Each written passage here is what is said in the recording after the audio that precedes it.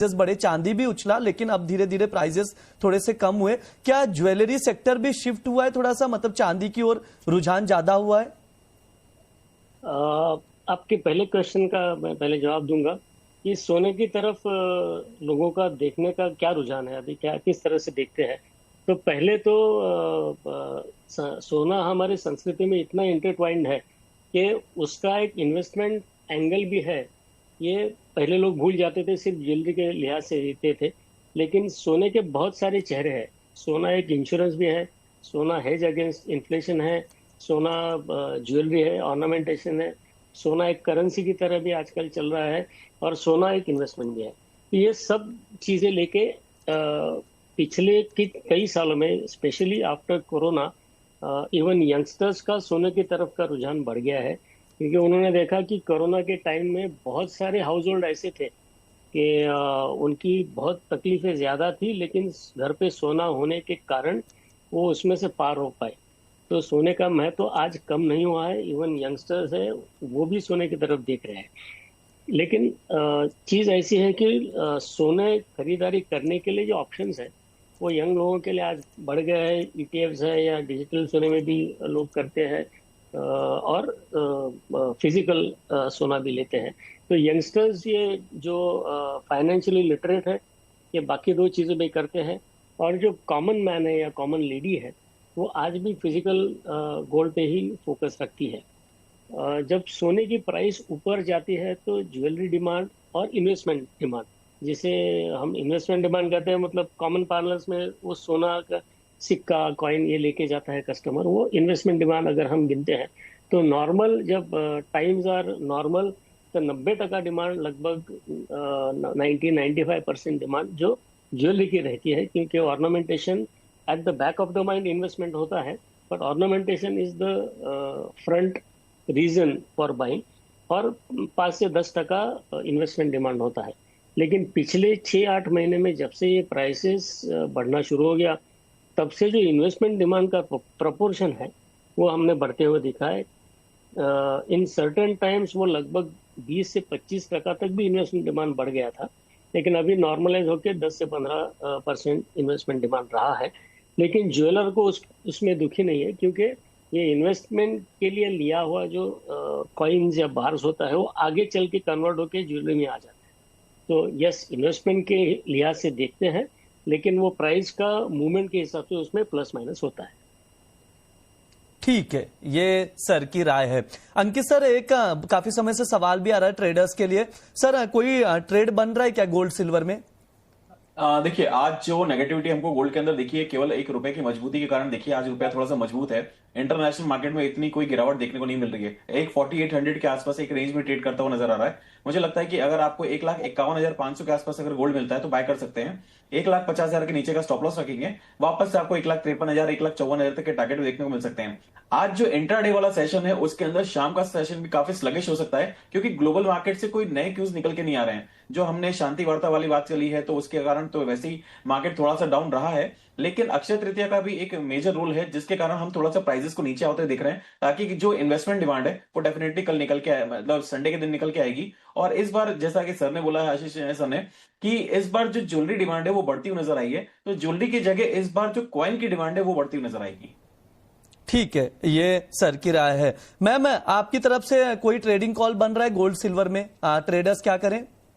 मुझे लग रहा है ब्रिजी कि यहाँ पे आज बाइंग करनी चाहिए गोल्ड में, लेकिन एक आज लेवल को क्रॉस करे तभी करना चाहिए, और ये है 1,55,200। वहां पे अगर यहाँ क्रॉस करती है लेवल तो नेक्स्ट यहाँ पे टारगेट बनेगा 1,57,000 का। स्टॉप लॉस लगाना होगा 1,54,600 का।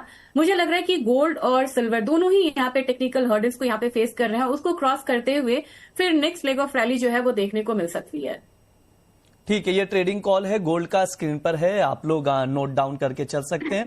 1,57,000 तक के टारगेट के लिए लॉन्ग करके चलिए। स्टॉप लॉस मस्ट है 1,54,600 का, और 1,55,200 पर लॉन्ग करने की सलाह दी जा रही मैम की तरफ से, उसके अकॉर्डिंग देखिए।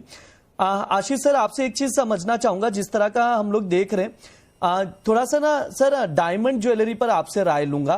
क्या इंडस्ट्री में डायमंड ज्वेलरी की तरफ आकर्षण बढ़ा है लोगों का जब से सोने में उछाल देखने को मिली है? और सर कैसे देखते हैं आप अगर सोने की ज्वेलरी की बात की जाए, चांदी की ज्वेलरी की बात की जाए और डायमंड ज्वेलरी की बात की जाए, तीनों में क्या डिफरेंस है? इंडस्ट्री के लिए, इंडस्ट्री के नजरिए से कैसे देखते हो, कंज्यूमर के नजरिए से कैसे देखते हैं?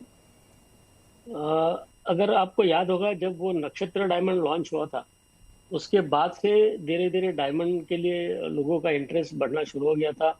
और पिछले 20 सालों में डायमंड का मार्केट अच्छा खासा बढ़ा हुआ है। लेकिन उसको और थोड़ा ज़्यादा इम्पेटस मिला है, पुश मिला है, क्योंकि सोने की प्राइसेस बहुत ज़्यादा ऊपर गए। मैं किसी को एक एग्जांपल आपको देना चाहूँगा।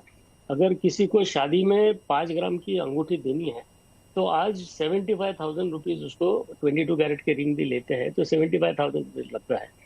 लेकिन डायमंड की प्राइसेस उस लेवल से बढ़े नहीं है, और डायमंड में लोअर कैरेटेज का सोना यूज होता है, 14 कैरेट या 18 कैरेट का।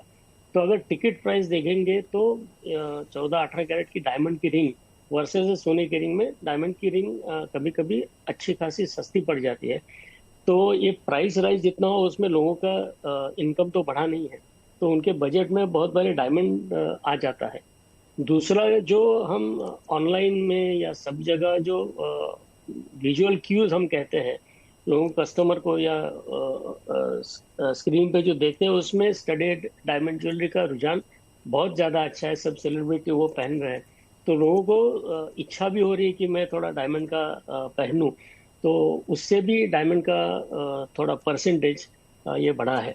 और एक दूसरी इंटरेस्टिंग और चीज़ है कि सोने के रेट्स बढ़ने से जो बॉटम ऑफ द पिरामिड या जिनका बजट कम है, वो थोड़े थोड़े सिल्वर ज्वेलरी की तरफ भी बढ़ रहे हैं, क्योंकि सिल्वर ज्वेलरी भी अच्छे खासे प्राइस में उनको मिल जाता है, और सिल्वर ज्वेलरी का लुक ऑलमोस्ट गोल्ड के जैसा ही आता है।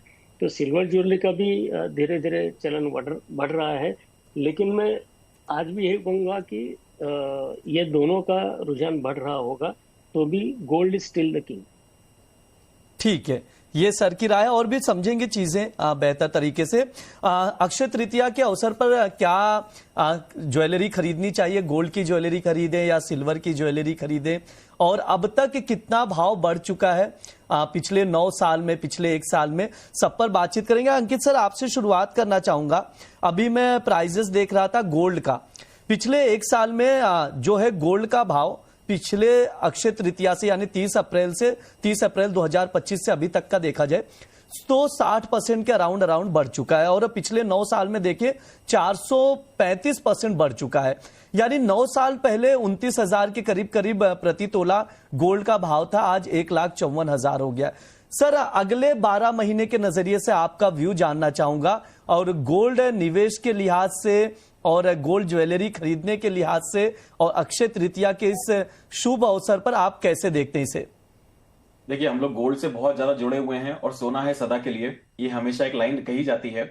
अगर हम 2021 से रिटर्न देखें तो 2021 में 4700 के आसपास गोल्ड था, और आज हम देख रहे हैं 1,52,000 के आसपास गोल्ड चल रहा है। तो 300% से ज्यादा का रिटर्न इसने पिछले 5 से 6 सालों में दिया है। अगर हम बात करें तो 300% का तो रिटर्न इधर ही दिया है, और अगर 9 साल की 10 साल की बात करें तो वहां पे 400-450% का रिटर्न आपको देखने को मिला है। तो यहाँ पे रिटर्न आपको बढ़ते हुए नजर आएंगे। अभी जो ग्लोबल मार्केट के सेंटिमेंट्स हैं, सेंट्रल बैंक्स की लगातार बाइंग चल रही है, उसके बाद में हम अभी तो यूएस इकोनॉमी की तरफ अब ध्यान वापस से जाना चालू होगा। जो ईरान वाला मैटर था, जो मिडिल ईस्ट वाला मैटर था, वो अब खत्म होते हुए नजर आएगा, और अब पूरे की पूरा फोकस वापस से इकोनॉमी की तरफ आएगा। ग्लोबल इकोनॉमी किस तरफ जा रही है, जो इनका महंगाई है वो कितनी बढ़ रही है, तो वहां पे हम देखेंगे वापस से सेफ हेवन एसेट के रूप में हमें दिखेगा। अभी कुछ टाइम पहले 1,31,000 1,30,000 तक गोल्ड आया था, उसके बाद में जिस तरह से उसने वापस से बाउंस बैक करा है, बहुत ही शानदार रिटर्न वापस से इसने दिए हैं। तो मुझे लगता है कि आने वाले टाइम में एक बेहतरीन रिटर्न इसमें देखने को मिल सकता है। 2026 से एंड तक बात करें तो मुझे एक्सपेक्टेड है कि 1,80,000 तक का रेट रहना चाहिए। लेकिन अगर मैं मार्च की बात करता हूं, मार्च 2027 तक, तो वहां पे एक्सपेक्टेड है कि एक गोल्ड 2 लाख के लेवल को क्रॉस कर सकता है। ठीक है, ये राय है। और सर, एक चीज और समझना चाहूंगा कि अक्षय तृतीया के नजदीक आते आते बुलियन मार्केट कैसा रुख अपना लेता है?